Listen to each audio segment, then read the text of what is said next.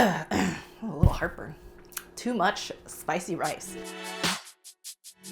Hello everyone, my name is Lisa and I'm the Viet vegan because I'm Viet and I'm vegan, and today we're making dumplings. I love dumplings. I don't know what it is. There was like a time last year, or maybe it was 2 years ago. I think it's before we moved. I went through like a dumpling phase. I just like loved folding dumplings. I loved eating dumplings. I bought so many frozen dumplings from the grocery store that were vegan friendly. There are a ton of vegan dumpling options at Asian grocery stores. Typically the vegetable or the leek ones are vegan. The leek gyoza is like probably my favorite one. It's like by, I think it's a Korean brand. I don't really remember. So we're gonna be making dumplings. If you are like me and are away from family for New Year's, you may have to find different ways to celebrate New Year's. Now this is not really typically New Year's food. I have a video coming up where I am sort of showing you guys some of the New Year's candy. So that is Vietnamese, and that's very common in Vietnamese New Year's traditions. So don't worry, I'm gonna hit you with some of that Vietnamese culture, even though I'm a little removed from it right now. We're gonna be making dumplings today, and we're using one of my favorite ingredients to use in the kitchen because it's just so easy, so versatile, so full of flavor, and just cheap and awesome and delicious. It is red curry paste. So this is the red curry paste I always use. I'm pretty sure the green version of the A-Rodi red curry paste is also vegan. Now, A-Rodi is also a company that uses monkeys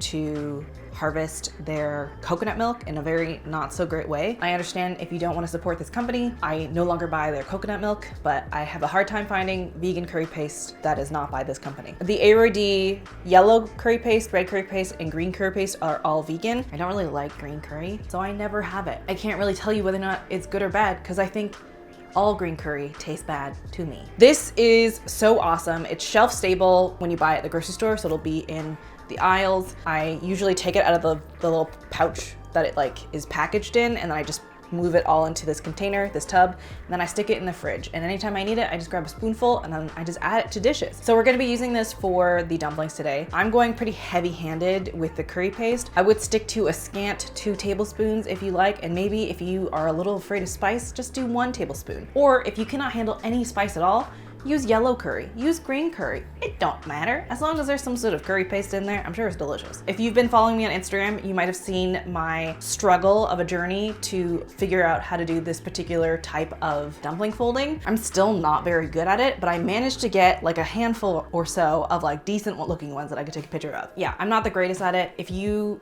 don't think that you can do this shape of dumpling folding, no worries. I have other videos of folding dumplings. I'll link them down below. I've done a couple other dumpling posts before. Honestly, if you have like a gyoza folder, or if you just want to do them into like the purse sizes or whatever, like however you want to fold those dumplings, you do the dumpling.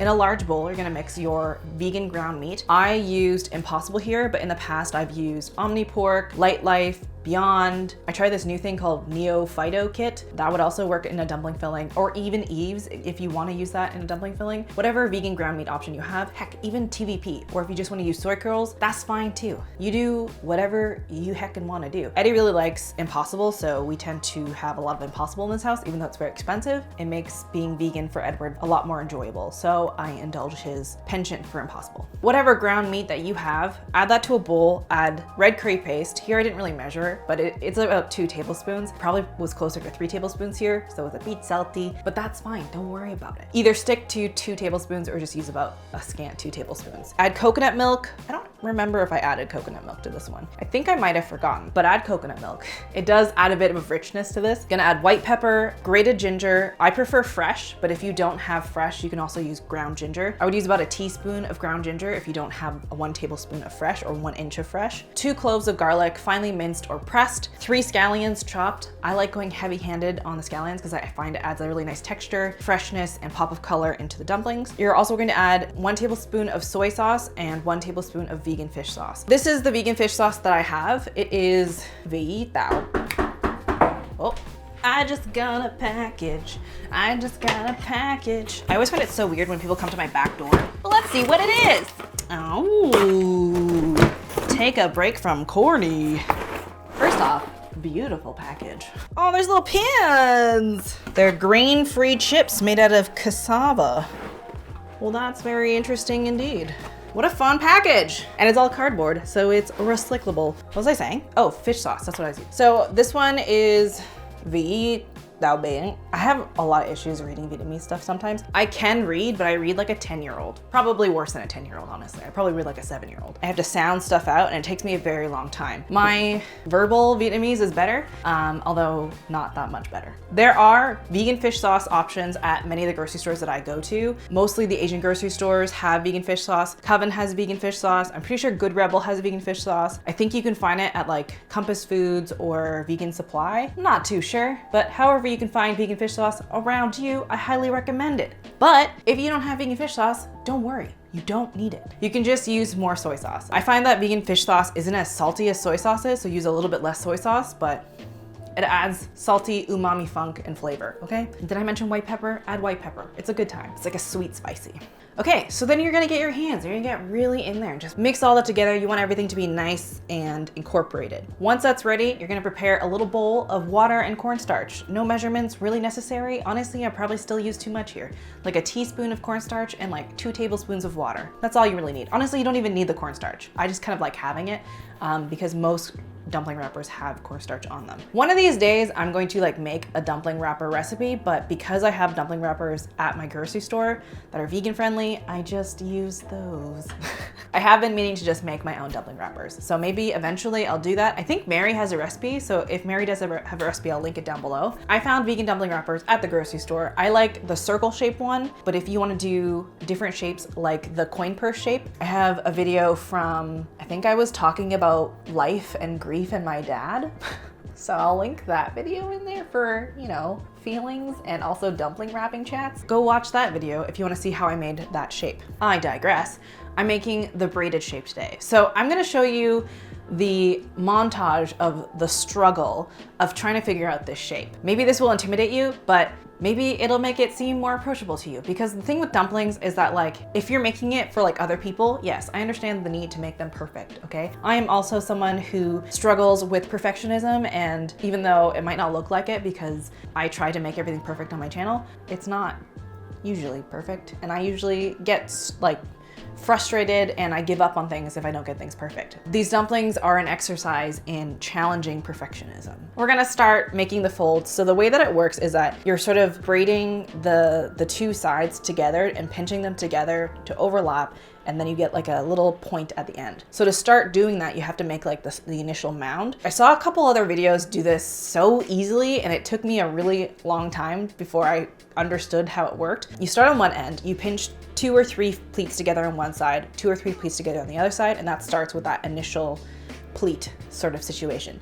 Then you sort of push that into the dumpling filling and then use the rest of the dumpling to sort of braid and crease and pinch those together. It's hard to explain. You really just have to see it. There's other videos that are probably better at showing it than my video because I'm still kind of not good at it. There's some people who will pinch and like tuck the pleat underneath the filling, and there's ones who will pleat above, if that makes any sense. It's like the difference between like, I think it's like a Dutch braid and like a regular French braid. The French braid is where you pull your hair over. A Dutch braid is where you pull your hair under so that the braid is like exposed. Think of the one where you tuck under so that the pleat is under into the dumpling. That's the French style braid. And the one where you see sort of like a shark fin of the pleating is more of a Dutch style braid. Does that make any sense? I don't know. That's the only way I can explain it that makes any sort of sense to me. If you know how to braid hair, those are the 2 sort of like options. So like when you're braiding hair, you either tuck under or you tuck over.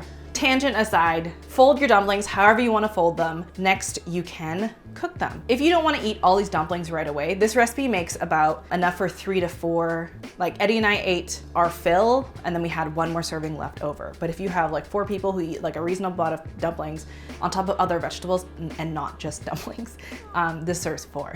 It also depends on how much you put in each dumpling. If you want to store these dumplings for later, flash freeze them on a single layer in the freezer for about half an hour until they're all frozen, then transfer them to an airtight bag or container, and then you can cook them from frozen whenever you like. But if you're just gonna cook them right away, or if you're cooking them from frozen, I like to do either steam fry or just steaming. Steam frying is the best because I think you get a nice little crispiness action on top of a nice tender filling on top. But if you prefer to avoid oil, then you can just steam them. So I tried steaming them in my Always pan. If you guys haven't seen that review, I can link it in the corner. I didn't really like steaming it in there. If you have like a steamer basket or like a steaming pot, I recommend using that instead of this. But yeah, steaming it is fine. I don't think that these need a sauce. I find them actually to be plenty salty on their own. This would be really good to add to noodles or to ramen because it just packs so much flavor. You don't really need a sauce for them. Steam frying them, ooh, that just adds such a good texture. To steam fry, arrange it onto a nice either non-stick or a well-seasoned cast iron pan. Start with a little bit of oil, and then as I arrange the dumplings onto the pan, I like to sort of like rub them in the oil a little bit just to make sure everything has a little bit of oil to sit on. You're gonna cook them until they get browned on the bottom. You'll see, you can like flip one over just to check every now and then, but it shouldn't take more than like 5 minutes, especially if you're using medium heat in a cast iron pan.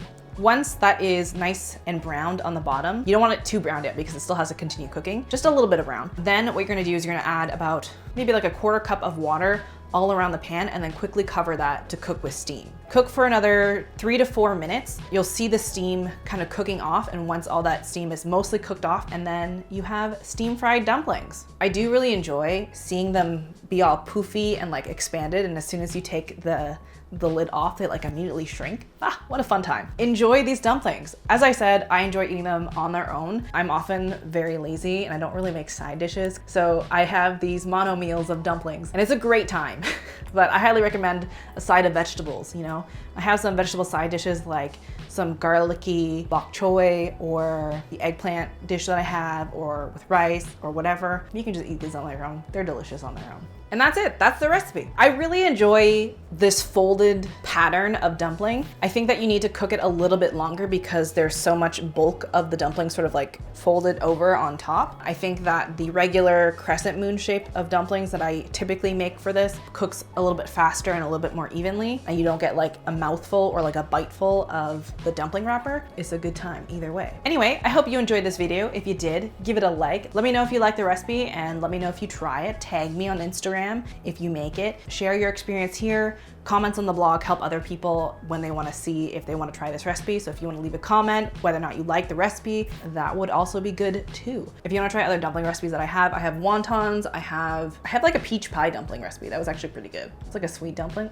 It's a good time. But everything will be down below. Dumplings are a great time, and they're also a really nice activity to do with family, especially with people who are interested in sort of hanging out with you and folding dumplings together. Plus, you know, it's kind of nice to be competitive and say like, my dumpling's better than yours. I don't really have anyone to do that with in my house because Eddie has zero interest in folding dumplings. I hope you enjoyed this video. If you want more recipe ideas and more Vietnamese recipes, I'll leave a playlist in the corner as well as in the end card. Thank you so much for watching and hope you guys have a delicious day. Bye. Please check out more videos for fun. I don't know why I'm still talking.